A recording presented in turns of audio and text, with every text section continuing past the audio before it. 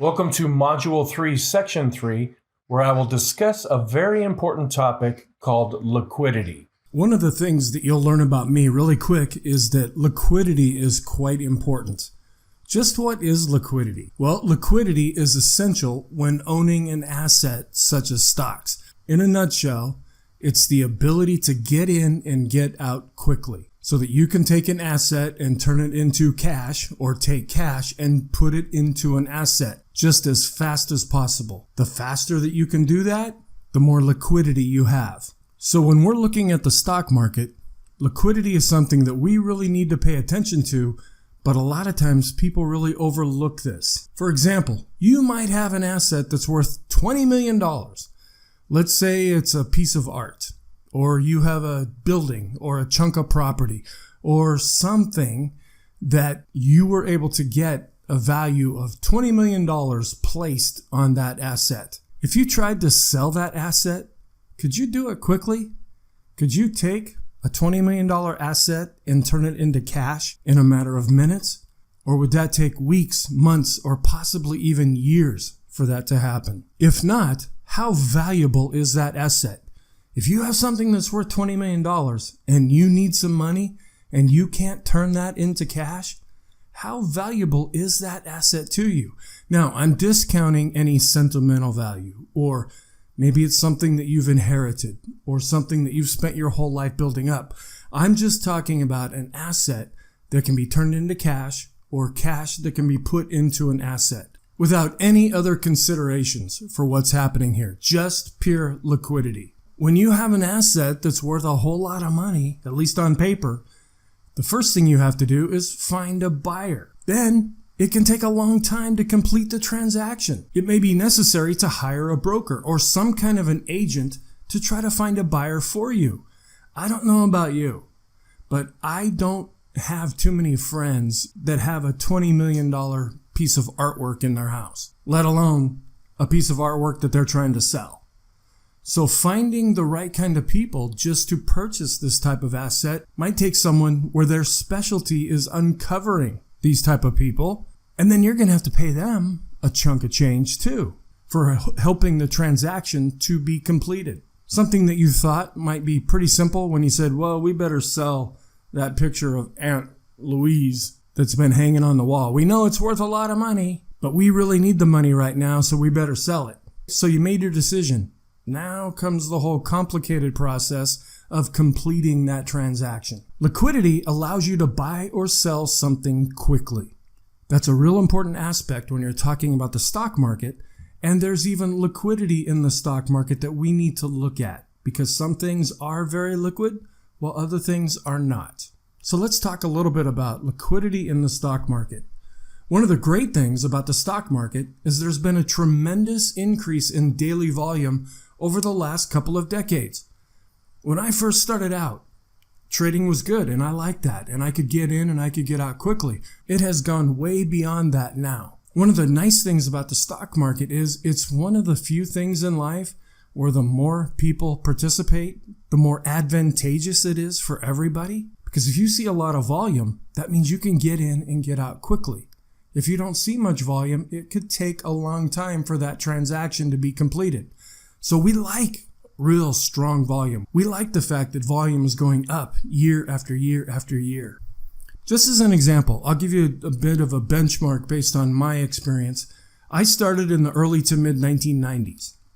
When I was really starting to look at the stock market and really studying it and trying to understand what it was all about, it would be typical to see anywhere from 300 to 400 million shares traded that day on the NYSE. That would be a good, strong, healthy day.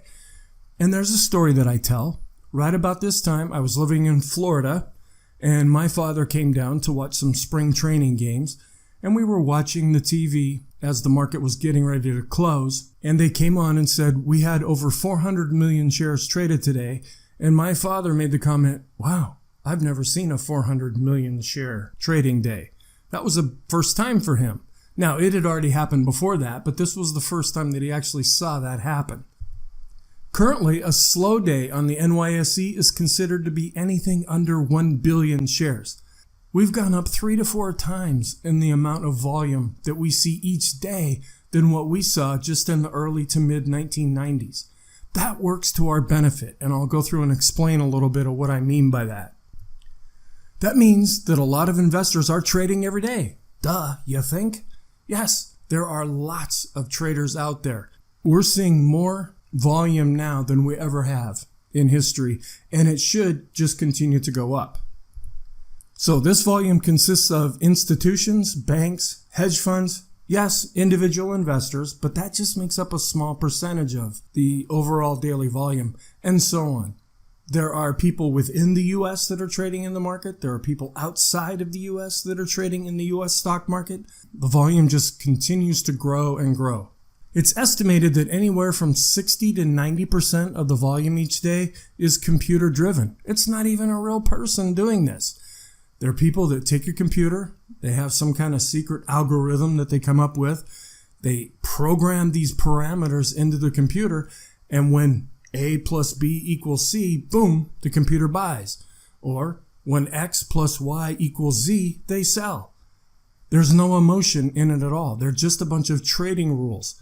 That's why we can watch these things going on, because these rules are kind of easy to figure out sometimes. And that's what I do each day when I analyze the market and then prepare a video. But typically about 60% on any given day is computer driven. When we have really rip-roaring days to the upside or to the downside, the overall volume can get up as high as 90% of all of the trading volume. Let's look at some famous high volume days that maybe you've heard about if you've studied history a little bit or if you have an interest in this sort of thing. The 1929 stock market crash, which is generally considered to be the defining moment that started the Great Depression of the 1930s, and then we would eventually get out of that when we entered into World War II. The stock market crashed over a period of 5 days in 1929. The first sign of trouble was on Black Tuesday, October 24th, 1929. You notice that a lot of these things happen in October. That's why a lot of people get real leery come the mid to latter part of October. The volume on the stock exchange was around 4 million shares each trading day. Now that would be considered low volume, ultra low volume today. Even a stock that doesn't trade 4 million shares is considered a low volume stock. But this was in 1929. On Black Tuesday, a record 12.9, almost 13 million shares were exchanged on that day. That's the famous day that you see the pictures of. It's very common now for companies like Google, Amazon, Microsoft. They'll trade 3 times this in one day. This was considered to be very, very high volume for that time. Let's also look at the 1987 stock market crash. 595 million shares were traded on that day of the crash. Remember when I said a billion shares is considered to be a slow day now? It was roughly half of that in 1987. This overwhelmed the systems that were in place at that time and prevented many investors from being able to sell. I've heard stories, and I've actually talked to people who were brokers during that time. They just unplugged their phones. People were calling them and saying, "Sell my stock, sell my stock." The broker couldn't do anything about it. If he could even get through to try to make a transaction to sell, a lot of times it may have just gone unnoticed. So they just unplugged their phones because there was absolutely nothing they could do about it. After that, there were a lot of reforms, and they really beefed up the technology. And you notice 1987? Well, in 1989 was when we had the birth of the internet. That's when HTML was created, and then the whole growth through the 90s. And that has benefited us, not only from the information that we receive, but in the technology that we have behind us when we go to invest in the stock market. One of the things that you'll also learn from me is that I don't really look at point values, whether the Dow was up 1,000 points or down 1,000 points. I don't care about that. What I'm concerned with is percentage days. How much of a percent was the Dow up or down? Because if you're up 1,000 points and the Dow is at 5,000, that's a lot more than if the Dow's at 20,000. So just do the math and you'll see that it just doesn't have as much of an impact. But people like to stick with little numbers, especially the financial media. And they get hung up on that when it's really not telling you anything. Let's look at the 1929 stock market crash from the perspective of percentages. In late October of 1929, the stock market crashed over several days, wiping out 40% of the paper values of common stock. Common stock are typically what trades on the stock exchange. 40%. So if you had a portfolio that was worth $10,000 over a period of several days, it was now worth $6,000. 40% of that just evaporated. Then in the 1987 stock market crash, on October 19th, 1987, a day that has become known as Black Monday, the stock market crashed as the Dow plunged 508 points. I mean, that's a yawner today. Or at that time, that was 22.6%. That is a huge move in one day. For us to see 1, 2, 3% moves now is kind of a big deal in one day. We often make note of that and even mention that. But to see almost a 23% move in one day, that is gargantuan. Its largest single day percentage drop. We haven't had that since then. We came close in 2020, and I'll talk about that. The crash came after a 2-week period in which the Dow had already dropped 15%. So you lost 23% in one day. Well, before that, you had already lost 15%. So we're looking at some pretty hefty losses here. Then we have the 2020 COVID-19 outbreak. On March 16th of 2020, the Dow lost 12.9% in one day. Not as big as in 1987, but still, the Dow lost almost 13% in one day. Between February 19th, when the whole COVID panic and the COVID plunge that we talk about, when all of that started, until March 19th, about 3 days after this almost 13% loss, the Dow shed over 35% of its value. And if you look at a chart, we just crashed. We call that the COVID plunge now, mainly because of the big V shape that we have coming up out of that. And so far, the stock market has held up pretty well since we saw that big COVID plunge. Where it's going to go in the future is still under debate and very uncertain at this time. So only using numbers can be misleading. I talked about that just a second ago. I don't like doing that. Now, there's sometimes when you have to pay attention to numbers, especially if you trade options. There's things called strike prices that we have to pay attention to. But if I say the Dow's up 1,000 points, it's down 1,000 points, that doesn't tell me anything. When discussing significant up or down days, the media often makes at least 2 mistakes in order to make things sound more dramatic. Remember what the media is trying to do. They're trying to get your attention, they're trying to shock you, and they're trying to have you go, oh my gosh, the world's coming to an end. Oh, what are we going to do? It's their job to suck you in to what they're trying to say. So the first mistake that they often make is the gain or loss is reported as numbers when the vital factor should be percentage gain or loss. A lot of times I can't even tell you how much the S&P is up or down as far as points. I'm always looking at the percentages. That's what I key in on all the time. The focus is on the Dow, which again is another mistake because that's 30 stocks. And it doesn't necessarily represent the U.S. stock market, where a better focus would be on the S&P 500 or the SPX. That's 505 stocks. And you get about 80% of the stock market value in the S&P 500. That's one of the reasons I pay much more attention to the S&P. Another mistake that they make, which is also worth mentioning, is when the media says something like this. We've not been at this level since 1984. I just made that up. That really just bothers me. When they talk about an economic report, we haven't seen these numbers since 2006. Or we haven't seen this since 1942. It's like, who cares? That means nothing. There's absolutely no context that's being given to you. Why do they even waste their time saying that? But yet they do. It's something that they can easily report. They can look at a chart and go, yeah, we were back here, 25 years ago. Well, we'll just tell the people that, and they'll latch onto that thinking that they've now learned something when really they've been told nothing. So the statement is true. They're not lying to you when they say these things, but the context can be misleading.